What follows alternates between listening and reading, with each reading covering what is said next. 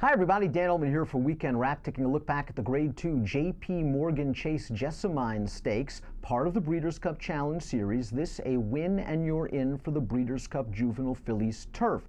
It was contested at Keeneland on Wednesday, October the 10th, and one of the main storylines going into this race was whether the number 4 Concrete Rose would be able to successfully ship, stretch out a whopping 3 furlongs, and step up to face winners in only her second lifetime start. The answer is she sure could, and she's still pretty good. We break from the gate. The number 4 Concrete Rose, Jose Lezcano, her jockey, expected her to be sharp stretching out those 3 furlongs, and she broke great. But Lezcano also knows that she's rateable, and he's going to take a peek over his right shoulder and say, hey, Speed, get out in front of me. I want to have a target. And Florent Giroux on the number 8 City Diva complies and puts Concrete Rose in just a wonderful spot, saving ground right behind this overmatched pace setter in just a great position, getting Concrete Rose relaxed. She's going to sit a wonderful trip in here. The second place finisher, Paquette, is the number 6, currently sitting in 7th position. And Paquette's going to work out a pretty good trip here under John Velasquez. She's going to be worked on probably from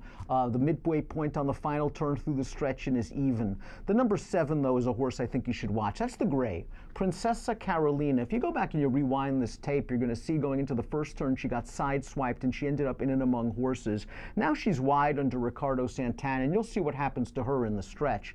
Meanwhile, at the back of the pack, the number 16, Belle Laura, probably lost this race at the post position draw. Because of the lousy post in the short run going into the first turn, Corey Lanerie had no other options but to take her back to last and hope for pace. She's getting into the race now on the far outside, and you're going to see her come with a good, strong run. Let's watch Concrete Rose and Princessa Carolina, the 4 and the 7 right now. Concrete Rose is just looking for a seam. She angles to the far outside. There's the seam. And while it takes her a little bit of a while to change leads, once she does, the race is over. Keep an eye on Princessa Carolina, the 7. It looks like she's going to fire. Maybe not good enough to win, but good enough to get a piece, and she's going to be stopped right here. Santana has to put on the brakes, steady, and basically stop all momentum. And once Princessa Carolina gets rolling again, Belle Laura has a lot of momentum and goes right by her. Concrete Rose wins comfortably by 3 lengths, but there was some trouble and circumstances behind them. Concrete Rose is the second choice in this wagering, pays 720, 480, and 360. Paquette for the Todd Pletcher barn at 13-1, pays 1140 and 680. 48-1 outsider Belle Laura for trainer Norm Cassidy rallies strongly for third and pays $14.20. Concrete Rose is now 2 for 2 in her career. She is a daughter of Twirling Candy, who sold for $61,000 back in May. It was nice to see her rally from off the pace in her debut, going 5.5 at Saratoga on good going, and here she was closer to the pace, going 2 turns on firm going at Keeneland. She did have a perfect trip leading to the 78 Beyer performance, and she is going to run in the Breeders' Cup Juvenile Fillies Turf, albeit against tougher competition. I think this is a filly with talent.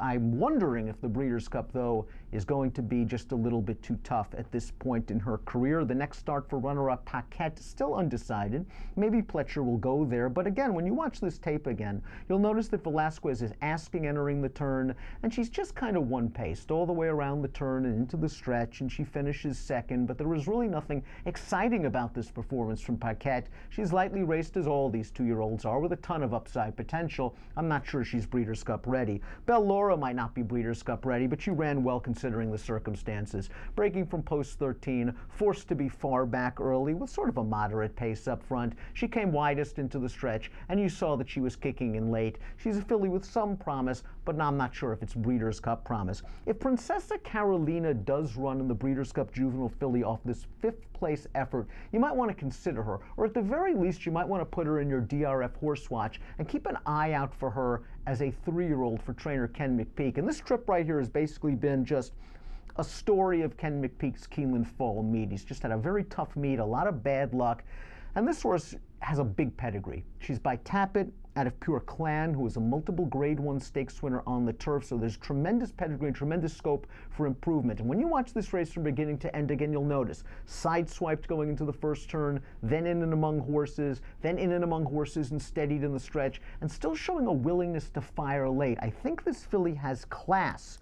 Now again, if she runs in the Breeders' Cup Juvenile Fillies Turf, she'd be facing the best 2-year-old filly turf horses in the world, and it might not be enough for what she's done thus far to get to the winner's circle, but certainly a horse to keep an eye on down the road. Fierce Scarlet finished an even fourth as the favorite in this race for Chad Brown. I really couldn't find any excuses. It looked like she was in a decent spot turning into the stretch and just flattened out late coming off of a maiden win at Belmont. I think she does retain a little bit of promise. She also has a little bit of dirt in her pedigree. I'm surprised Chad hasn't tried her on that surface yet. Maybe we'll see Fierce Scarlet on the dirt before the year is out. And I wonder if maybe she wants shorter distances, sort of like a 7-furlong, 1-mile horse for Fierce Scarlet. But you can't argue with what Concrete Rose has done in her short career thus far for trainer Rusty Arnold.